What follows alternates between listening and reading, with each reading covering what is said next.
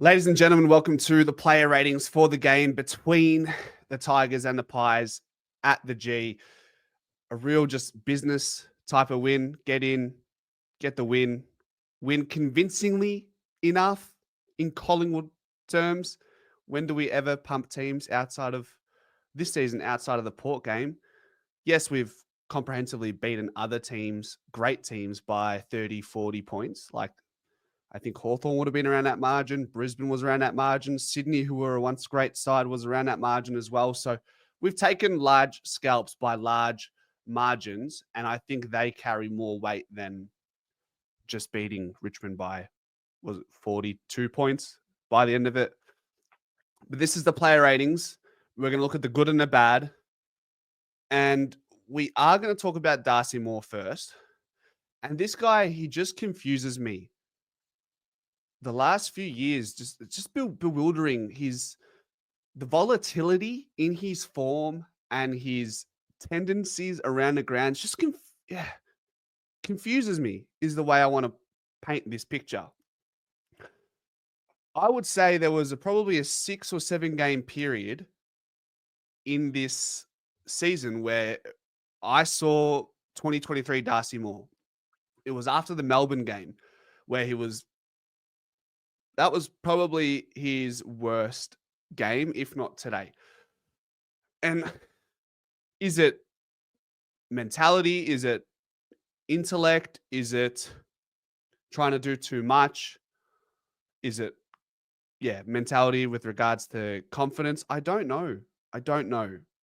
But as the captain of the club, we need the best version of Darcy Moore going into the final series, because today, against the Richmond side, who Noah Bolter was their guy, and Darcy Moore made Noah Bolter look like a top 5 key forward in the league.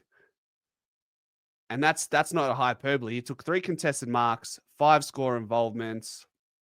Did he get any goals to his name as well? He kicked 1 goal. He had 14 touches. Around the grounds, he looked good, Noah Bolter. And he was, for the most part of the game, on Darcy Moore. And it's looking back at some of those moments, I remember vividly, there's times where he's just not tight enough to Noah Bolter. There was a sequence in that fourth quarter. Noah Bolter took a mark just outside their D50. He kicks it to his teammate. Noah Bolter then ventures down the line. And while Bolter is heading towards where the ball was going to be kicked, Darcy Moore is just deviating here. And Noah Bolter eventually takes a mark unattended. Is that a brain fart? I don't know. And then there's times where he just flaps the ball with 2 hands. He tries to mark a ball from behind without actually trying to spoil it, tries to take a mark. I don't know, man. I'm so conflicted by the guy. Like I want to support him. I want him to be the guy who leads us out every week. And he does that, but his performances don't reflect the role, the title that he serves at the club. For me, and I usually reserve player ratings, guys, all year. I've leaned into the direction with the player ratings. Just focus, even if it's a bad game, focus on the good. But this is just something we need to earmark. And for me, Darcy Moore today was a 3 out of 10. It's probably the lowest rating I've given this season. And as I just said, I'm trying to veer away from being pessimistic and doom and gloom in the player ratings. I want to reserve this time to acknowledge the really great performances. With that being said, I think someone that goes by the name of Charlie Dean deserves a little bit of acknowledgement today. I think he's had a real rough run whenever he's been in the side. And today, yes, against the Richmond side, who he would have been playing on John C. Fall or Thomas Sims, who are kids, virtually kids. He walks out of the game with a equal team high, 10 intercept possessions. He has 19 touches.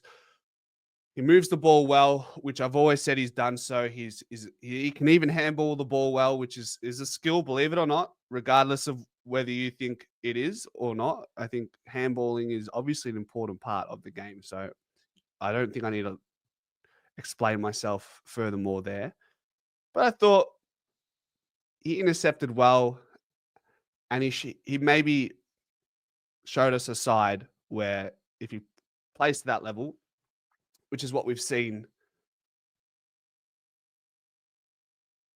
at VFL level, but he just hasn't shown at AFL level. Does this mean he has an opportunity to play in the last 8 to 10 weeks this year? I wouldn't go that far, no. But at the very least, I just want to say I rated Charlie Dean's game, and it's a bit of overcoming adversity and winning that battle for Charlie Dean. So that's what I liked about Charlie Dean's performance today, albeit against a lesser side. So Charlie Dean for me gets a 7. I don't do 7.1, 2, or 3, or 4.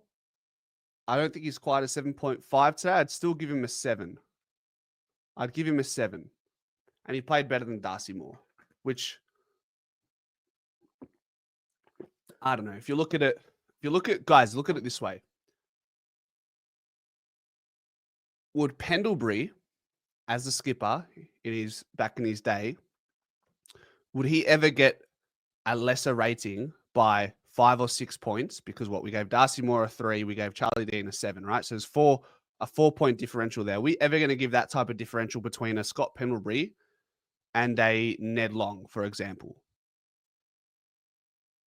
It's playing havoc with our live chat on it. It's Anthony. Okay, I'll remove that. No worries. I'll do that. Sorry. Done. I got rid of the chat on the screen because it's messing with some people. So that's that conversation. The next player in the back line who stood up very well, and it was a really impressive double effort in that fourth quarter from Isaac Quainor, where Rioli was in front and he kept his feet and he persevered and he ended up winning a contest where Richmond looked certain to get a scoring outcome from it. And IQ was great. Another team high, 10 intercept possessions. See how many of them were intercept marks. Do I have that stat here? My stats, maybe. Let me see my stats. Intercept marks. 4 intercept marks, which is a team high. 17 touches. At times, Quainor's disposal by foot isn't great, but I love that he's always trying to take the game on. I think he's had a really great year. The contrast between this year and last year, worlds apart. If you look at, there was an interview, I think it's That's Good for Footy. It was Quainor and not Membry. I forget who the other player was, but it was Quainor and someone. Oh, Howie. It was just this week, so it's quite relevant and recent. So if you want to look at that, they're always a good watch because they got a lot of Collingwood lads on that show. He acknowledged he had a down year. He actually went so far to say that he felt like from 2023 to 2024, he went backwards. So that's maturity in a young man to acknowledge, I went backwards, and now I feel like in this present moment, in the month of July 2025, I feel like I'm now back on track to where I should have been at the end of 2023 going into 2024.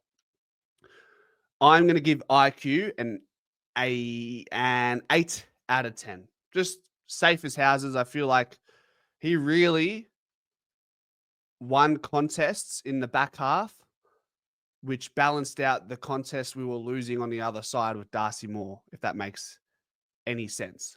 So 8 out of 10 for Isaac Quainor. And I think we might do one more. So I'm just scrolling through here. Nick Dacos is an obvious one. I mean, shout out, 42 touches, 3 goals, could have kicked 5, another 3 Brownlow votes.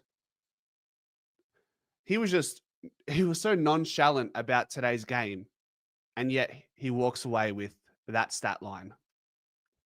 Maybe we talk about Tom Mitchell because I feel like he's just thrown a real spanner in the works, and I'm not grateful for it, because can you drop a Tom Mitchell after a performance like that? Yes, there was a couple times where he just throws it on the boot off one step. Sometimes his handballs can be a little bit errand, but for the most part today, there was times where he showed great composure. He showed the opposition the ball, juked them, found 2 kicks going inside 50. He would have had at least 1 goal assist, no? And they didn't. The team didn't capitalize on that, but I thought he was good. Nearly 30 touches, clearances. What are we saying? Or inside 50s, that will tell us a little bit. 7 inside 50s, 6 tackles, 2 clearances. So didn't actually do a great deal of clearance work in the game, but I thought around the grounds he connected well. And it's a spanner in the works at a time of the year where you just want your side to be settled. And because Ned Long is in his picture still, it's a little bit conflicting. I'm not sure where selection committee go with this in the next few weeks. Some people say Ned Long and Tom Mitchell can't play in the same side. Some people do. I don't know.